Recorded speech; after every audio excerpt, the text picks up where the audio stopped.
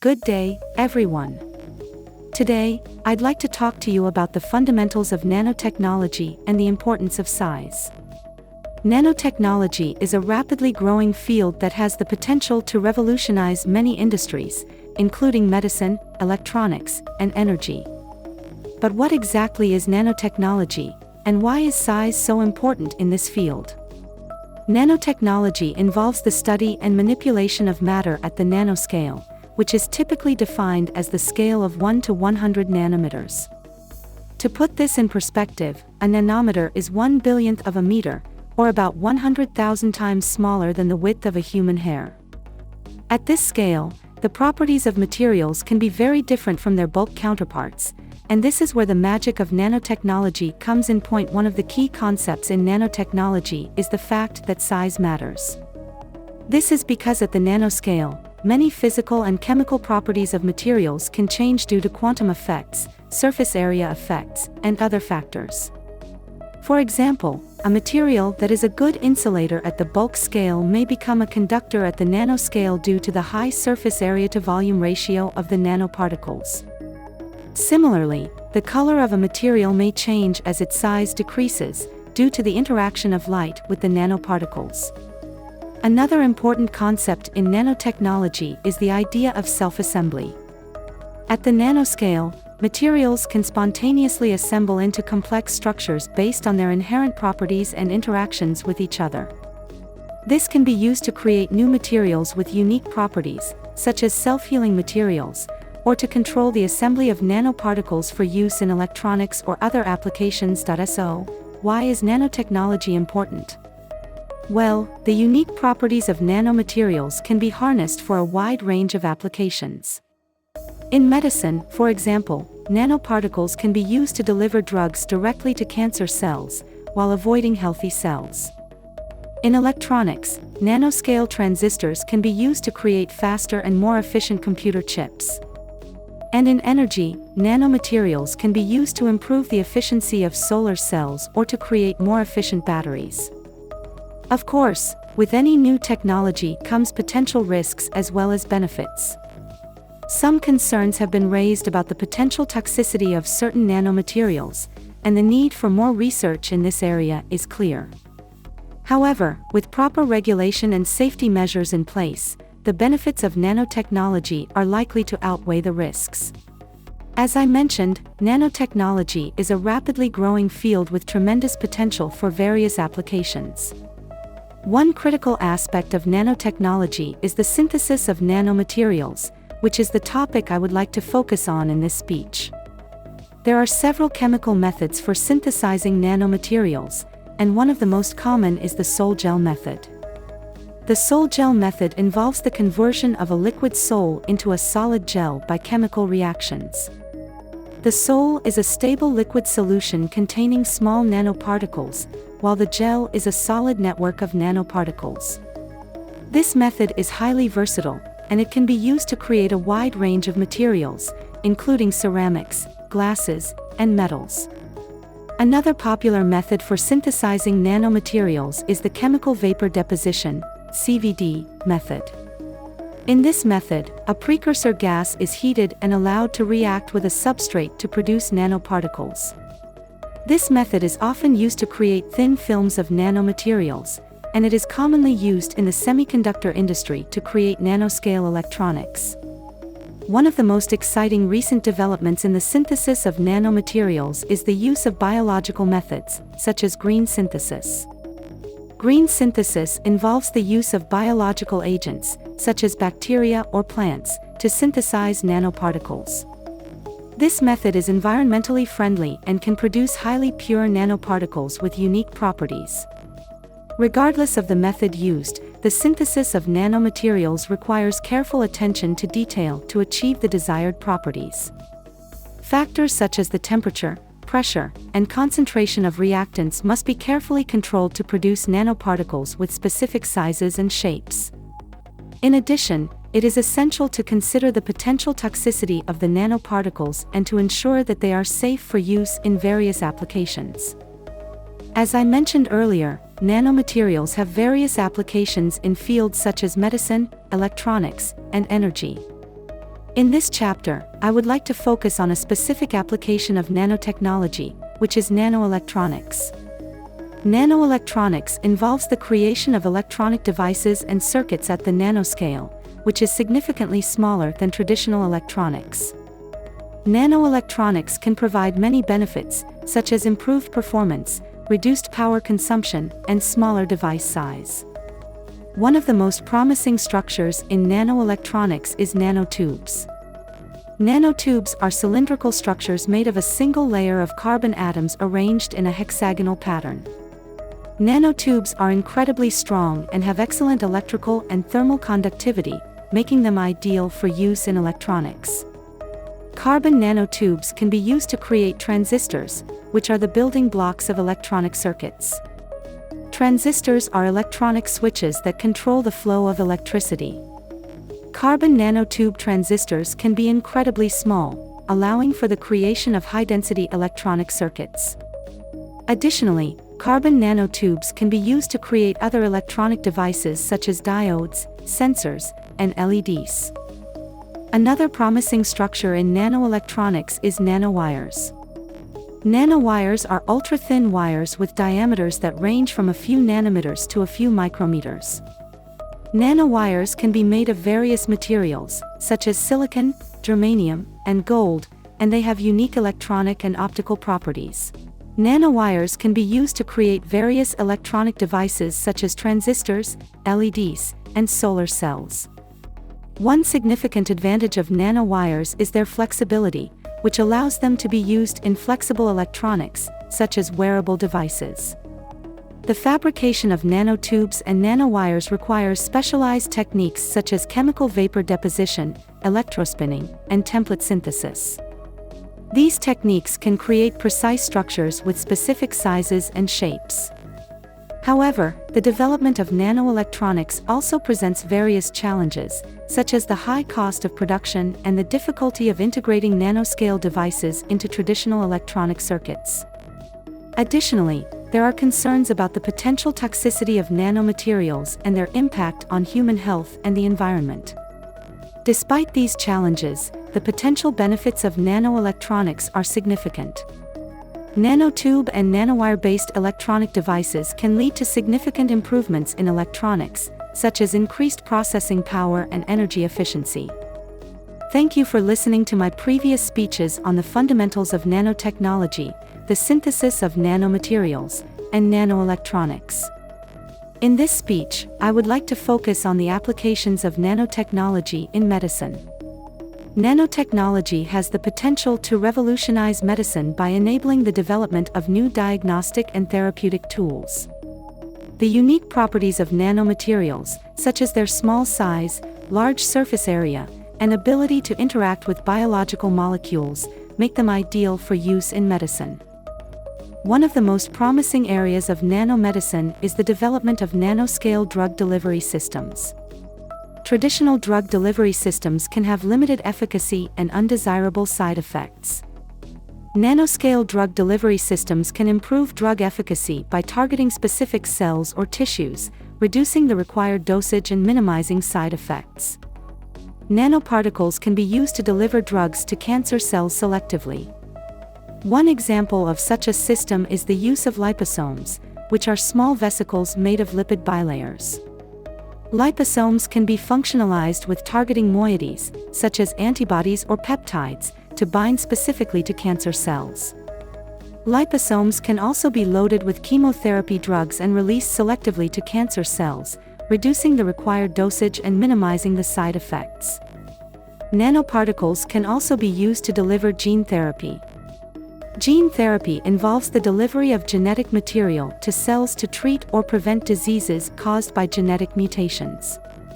The delivery of genetic material can be challenging, as it needs to cross various biological barriers, such as cell membranes and the blood-brain barrier. Nanoparticles can be functionalized with targeting moieties and loaded with genetic material to deliver the therapeutic agent selectively to the desired cells. Nanotechnology can also be used to develop new diagnostic tools for early detection and monitoring of diseases. Nanoparticles can be functionalized with biomolecules, such as antibodies or aptamers, to bind specifically to disease biomarkers. These nanoparticles can be detected using various imaging techniques, such as magnetic resonance imaging, MRI, computed tomography, CT, or fluorescence imaging. In addition to drug delivery and diagnosis, nanotechnology can also be used to develop new therapeutic modalities. One example is photodynamic therapy, which involves the use of light-activated nanoparticles to treat cancer cells selectively.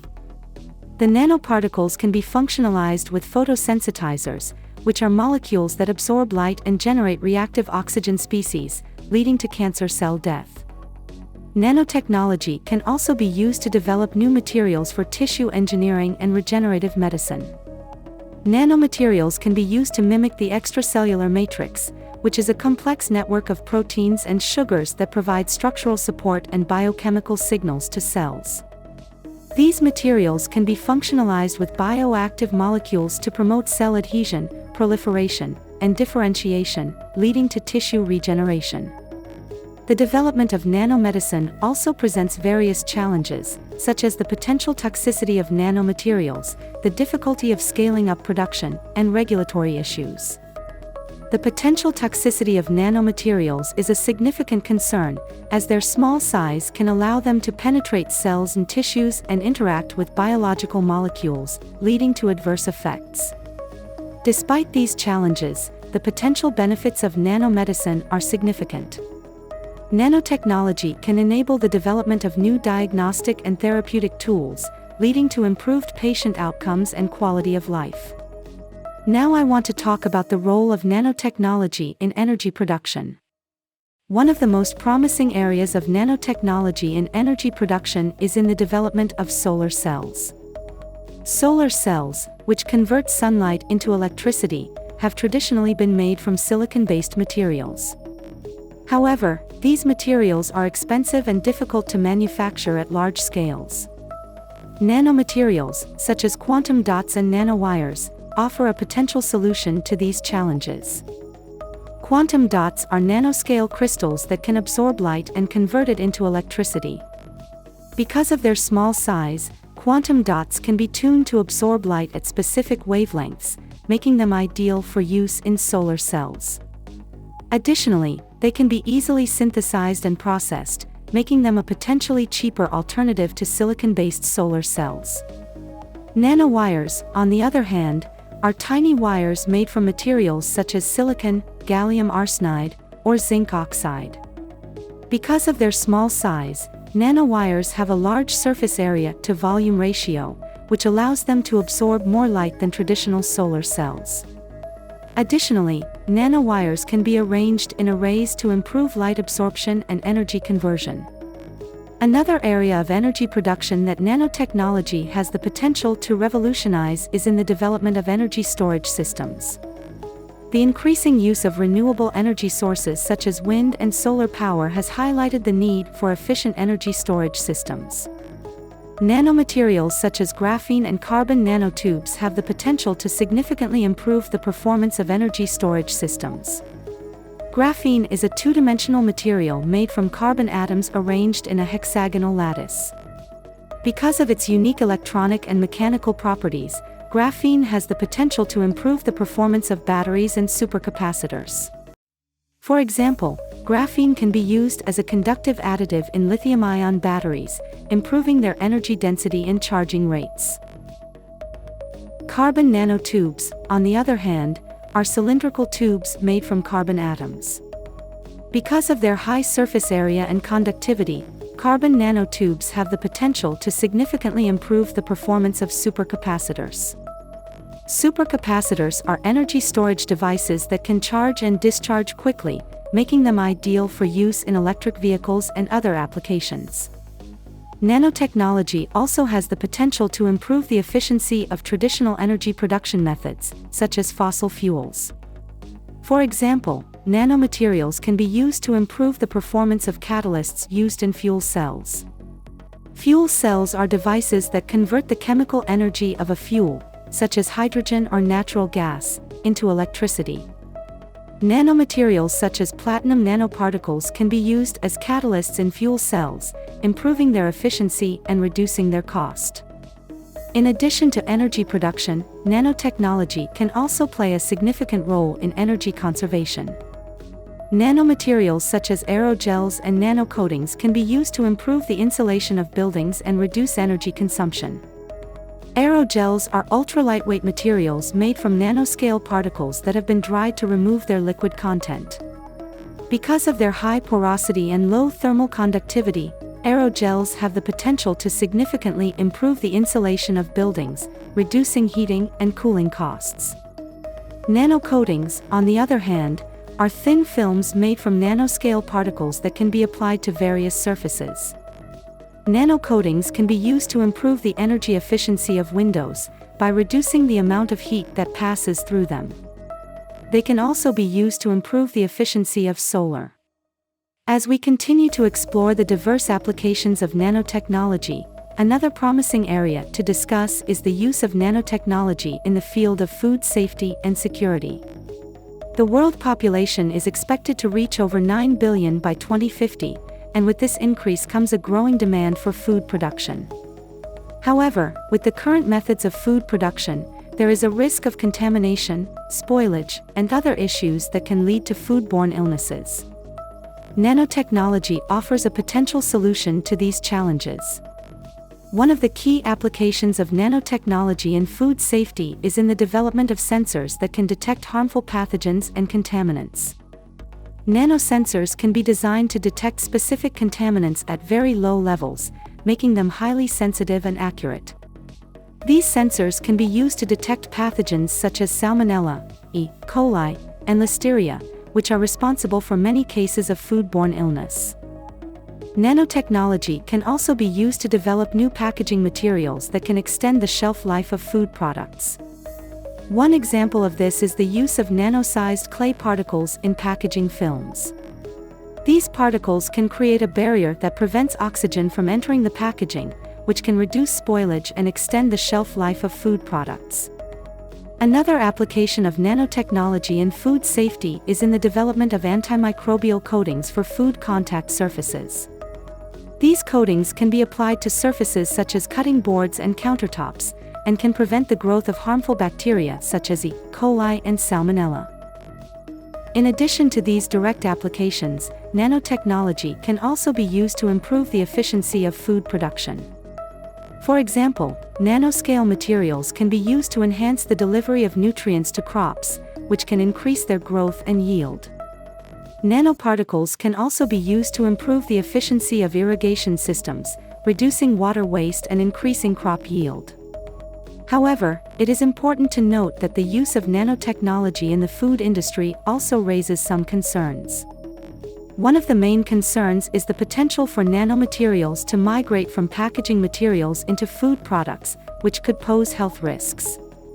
Additionally, there are concerns about the potential environmental impact of nanomaterials used in food production. To address these concerns, there have been efforts to regulate the use of nanotechnology in the food industry. For example, the U.S. Food and Drug Administration, FDA, has established guidelines for the use of nanotechnology in food products, including requirements for safety testing and labeling. The military applications of nanotechnology have increased in recent years, parallel to the rapid advancements in warfare technology. Military applications are generally not disclosed to the public due to confidentiality, but available information shows that nanotechnology plays many important roles in defense industry. Many countries are developing new generation military clothing and materials using nanotechnology. These materials can be designed to be more durable, lightweight, and effective. For example, nanotechnological materials can make military clothing and equipment water-resistant, flame retardant, and antimicrobial, making them more suitable for harsh environments. In addition, nanotechnology can be used to develop more efficient and powerful energy sources for military applications. For example, nanotechnology can be used to develop advanced batteries and fuel cells that can power unmanned aerial vehicles, electronic equipment, and other military technologies. nanotechnology also plays a role in the development of advanced weapons systems. For example, nanomaterials can be used to improve the performance and effectiveness of armor and weapons. Nanoscale materials can also be used to develop smart weapons systems that can detect and respond to changing conditions on the battlefield. Finally, nanotechnology can be used in the development of communication and information systems for military applications. For example, nanoscale electronics can be used to develop high-speed data transfer systems, making it possible to transmit large amounts of data quickly and securely. Despite these challenges, there is reason to be optimistic about the future of nanotechnology. Advances in the field are continuing at a rapid pace, with new breakthroughs and discoveries being made on a regular basis. As our understanding of nanotechnology deepens, it may be possible to unlock new applications and capabilities that we can scarcely imagine today. In conclusion, the future of nanotechnology is both exciting and uncertain. While there are certainly risks and challenges associated with its development, there is also tremendous potential for this technology to transform our world in positive ways. As scientists, policymakers, and members of society, it is our responsibility to carefully consider the implications of nanotechnology and to work together to ensure that its development is guided by principles of safety, ethics, and social responsibility. This video covers the basics of nanotechnology, from the synthesis of nanomaterials to the role of nanotechnology in various fields such as medicine, energy production, food safety, environmental protection, and military applications. It also explores the potential of nanotechnology in the future, asking the question whether it will remain science fiction or become a reality. We hope this video has been informative and engaging for you. If you enjoyed it, please consider subscribing to our channel for more content on science and technology. Don't forget to give us a thumbs up and leave a comment below with your thoughts and feedback. Thank you for watching.